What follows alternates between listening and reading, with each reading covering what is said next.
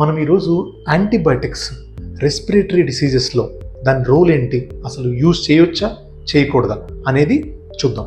మనము రొటీన్గా మనకు కానీ మన ఫ్యామిలీ మెంబర్స్ కానీ ఎప్పుడైనా కాఫ్ కానీ cold, throat pain, sore throat, headache వచ్చినప్పుడు ఇమీడియట్గా రిఫ్లెక్స్గా ఒక యాంటీబయాటిక్స్ ఎజిథ్రోమైసిన్ కానీ డాక్సిసైక్లిన్ కానీ రిఫ్లెక్స్గా వేసుకుంటాం.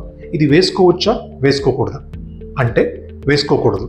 ఎందుకని అంటే most of the respiratory infections ఏదైతే ఉన్నాయో మనం అనుకున్నట్టు కాఫ్, కోల్డ్ కానీ మైల్డ్ ఫీవర్ రావటము, థ్రోట్ పెయిన్ రావటం అనేది ఇవన్నీ కూడా నార్మల్గా సిమ్టమాటిక్ ట్రీట్మెంట్ అంటే simple home remedies, hot water తీసుకోవటం కానీ, స్టీమ్ చేసుకోవటం కానీ, యాంటీహిస్టమిన్ టాబ్లెట్స్ వేసుకోవటం కానీ దీనివల్లనే ఇంప్రూవ్ అయిపోతాయి.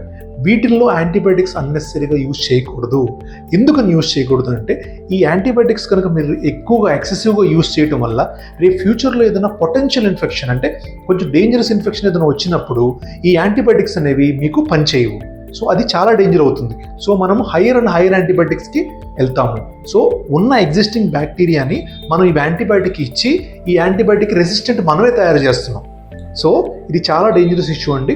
సో రొటీన్గా ఎనీ రెస్పిరేటరీ ఇన్ఫెక్షన్స్ ఉన్నప్పుడు సింపుల్ మెజర్స్ ఫస్ట్ అంటే వితౌట్ యాంటీబయాటిక్కే యూజ్ చేయడం అనేది మంచిది. తర్వాతనే యాంటీబయాటిక్కి విత్ హెల్ప్ ఆఫ్ డాక్టర్ కన్సల్టేషన్తోనే వెళ్ళాలి.